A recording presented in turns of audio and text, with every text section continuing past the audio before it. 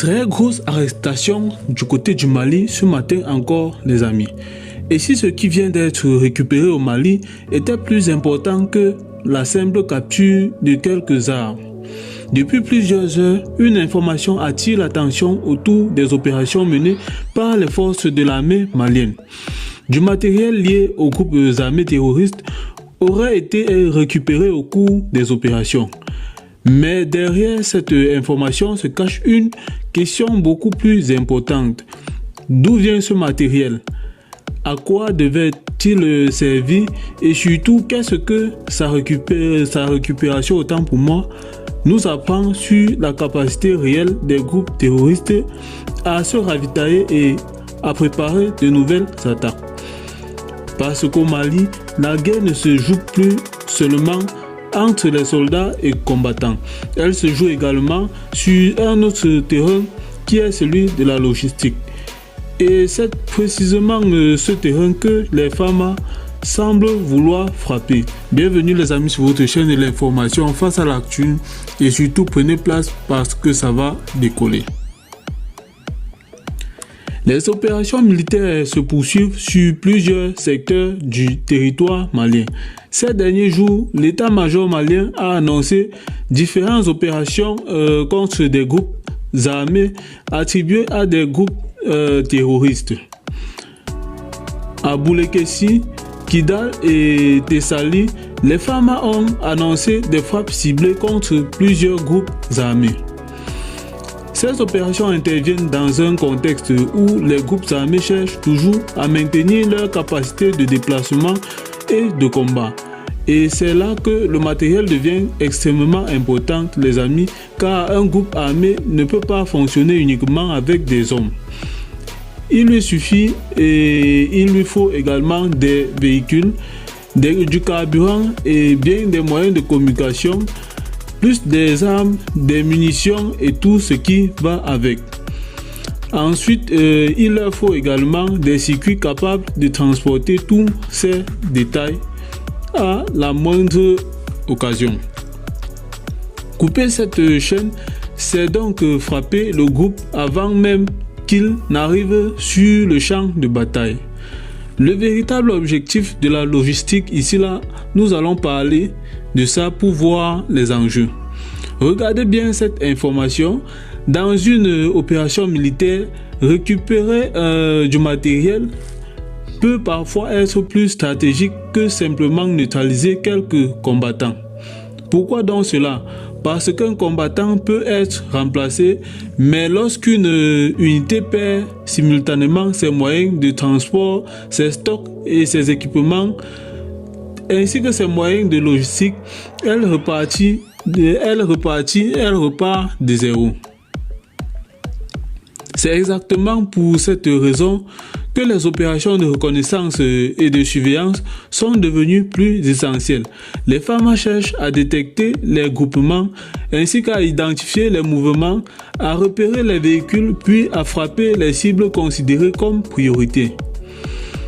Et les opérations récemment montrent que cette logistique est de plus en plus présente dans les stratégies militaires maliennes. Le détail qui peut tout changer dans cette histoire, les amis, est la suivante. Mais très attention, il ne faut pas regarder uniquement la quantité du matériel récupéré, il faut également regarder sa nature. Parce qu'un équipement retrouvé sur un site terroriste peut donner des indications sur le niveau d'organisation du groupe. Du matériel de communication peut renseigner, autant pour moi, sur la coordination des événements. Des moyens de transport peuvent également révéler les capacités de mobilité. Du matériel logistique peut montrer, autant pour moi, l'existence d'une chaîne de ravitaillement très stricte. Et des armes ou munitions peuvent indiquer la capacité du groupe à préparer ou soutenir des opérations louches. C'est donc presque une enquête militaire. Chaque équipement récupéré peut devenir une pièce de besoin. Et c'est justement, les amis, ce qui rend ces opérations particulièrement intéressantes. Le Mali veut-il changer de méthode d'attaque? Pendant longtemps, l'image de la lutte antiterroriste était principalement associée au combat direct. Mais aujourd'hui, la surveillance aérienne, le renseignement, la mobilité et la destruction des biens logistiques prennent une place vraiment considérable dans l'histoire. Les opérations récentes, autant pour moi des femmes, illustrent cette évolution. À Nyono, par exemple, l'état-major avait annoncé en mai 2026 le démantèlement d'un refuge terroriste et la saisie du matériel de guerre. Dans la région de Ségou, la FAMA avait également annoncé quelques mois auparavant avoir neutralisé des combattants et récupéré une quantité importante d'équipements armés. Cela montre une tendance, les amis. Les opérations ne visent plus seulement les combattants, mais également leur environnement logistique. Pourquoi cette information arrive à un moment sensible?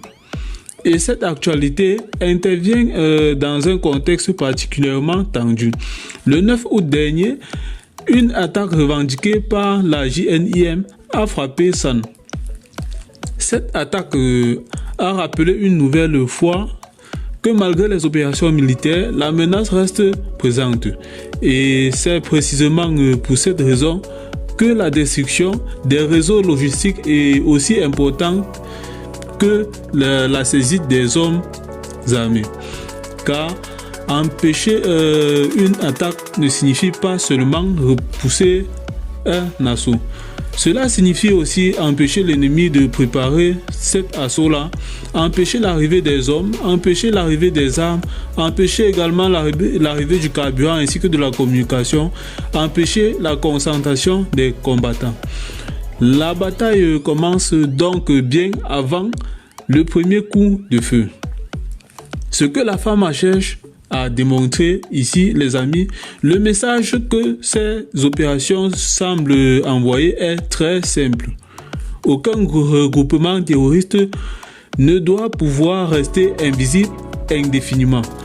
Les femmes veulent démontrer qu'elles disposent désormais des capacités permettant de détecter et de frapper des positions éloignées.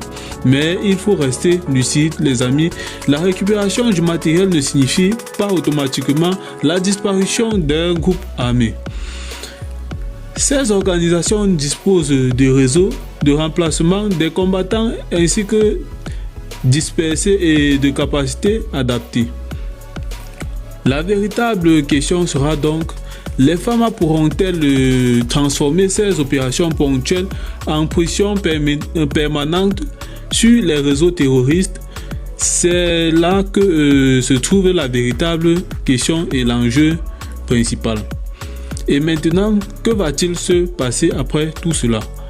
Si les opérations, autant pour moi, continuent à viser simultanément les combattants, les véhicules, les refuges et les moyens logistiques, les groupes armés pourraient être obligés de modifier leurs méthodes.